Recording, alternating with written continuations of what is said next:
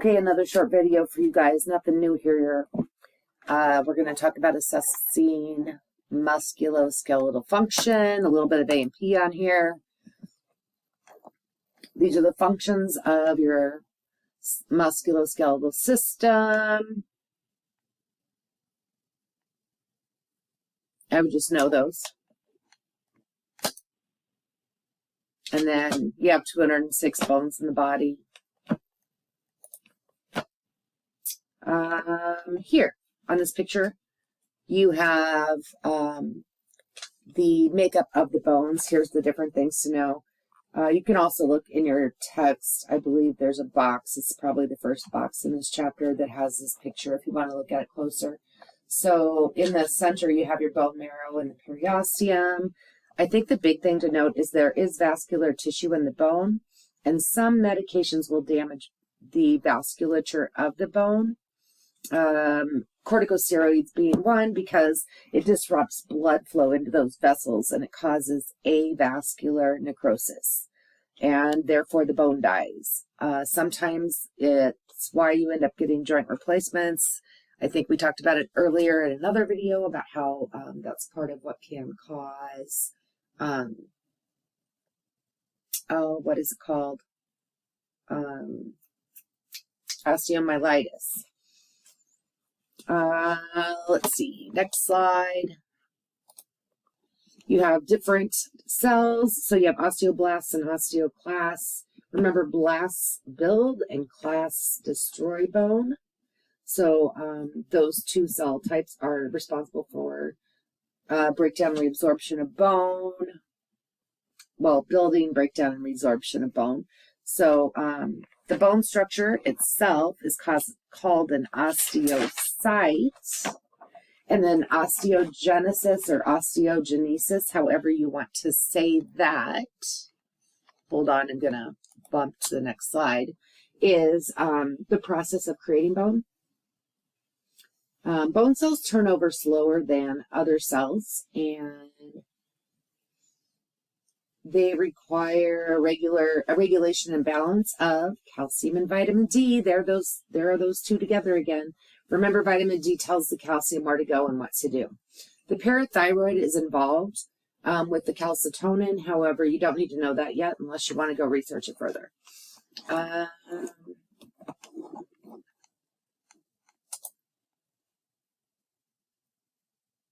don't really know that you need to know a ton about this. I'm not going to go into it in any case. I guess I would just say that, what's our next one?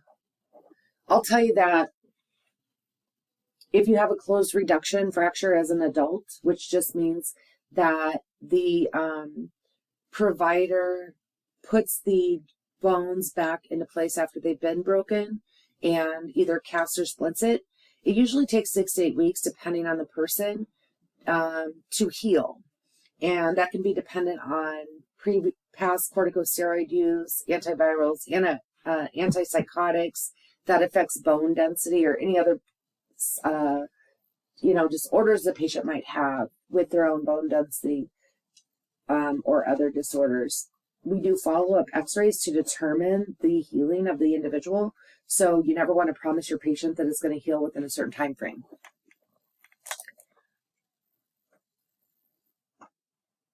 And then here, we've talked about the ball and socket and the hinge joints. Joints are basically the junction of two or more bones coming together. There's some different terms for how they are able to move. Diarthrosis is freely movable. Amphiarthrosis is allow limited movement, and synarthrosis is an immovable joint. Other structures, you know what those are, I think, but the bursa sac is a sac that's filled with fluid between the joints and the bones, and it's basically a shock absorber that can get inflamed or, I guess just inflamed. And that is called bursitis, inflammation of the bursa. So we can do a couple things to take care of that. We can drain the inflammation. We can treat it with antibiotics if needed or indicated. Treat with anti-inflammatories. And if that all doesn't work, then we can remove that bursal sac, which is called a bursectomy. And then it's usually not a huge deal, but as the person ages, they've lost that protective cushion. It's gone, so they will have bone on bone, and it could cause more pain later.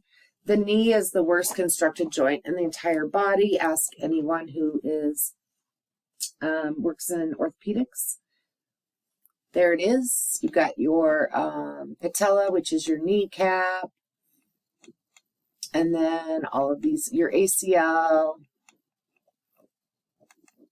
ACL, I believe this is the one that gets damaged during, or is it a meniscus? Maybe it's the meniscus. Medial meniscus, lateral meniscus. Anyway, the ACLs and the meniscus tend to get damaged a lot, especially if you're, look at your sports people. They end up with a torn ACL or a torn meniscus. And that takes a long time to heal. And it's all because the knee is, again, the worst constructed joint in the body. Muscles know those different, I'm looking at this. Do we need to know a lot about that? I mean, that's just a basic review of your anatomy and physiology. Know those three terms for your muscle tone, because you're going to be assessing your patients, and you want to know how to say what's going on with their muscles. So flaccid, it's soft from disuse and atrophy. Atonic means there is no tone.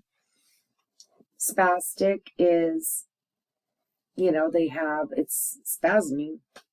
And a lot of times that's due to an electrolyte imbalance. Which electrolyte do you think that is?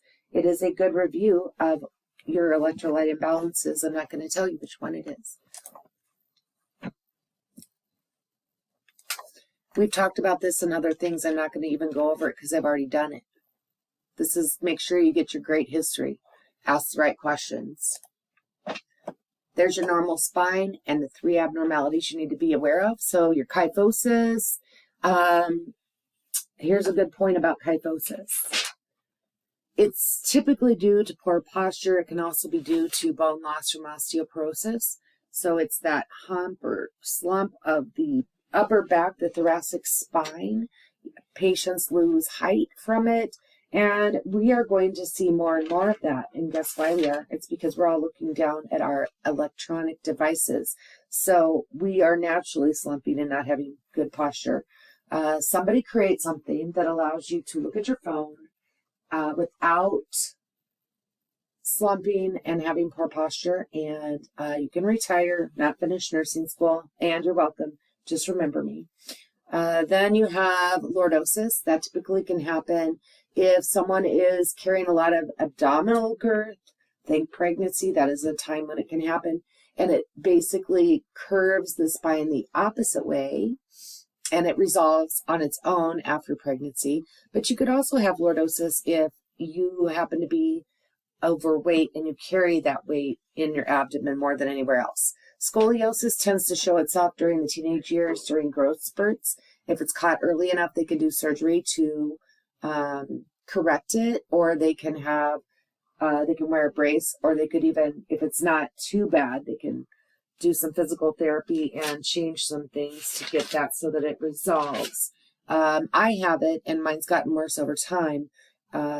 When I was diagnosed in high school, they didn't do anything because it was not bad. But now it is, and the doctor told me early on, stop carrying your backpack and your purse on your right shoulder. Carry it equally distributed on both shoulders. Well, I was too cool for that. I was not going to do that. So, therefore, I have the permanent remodeling of the shape of my spine because I had to carry my backpack on my right shoulder.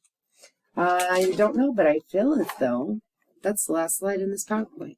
So we're done, less than 10 minutes.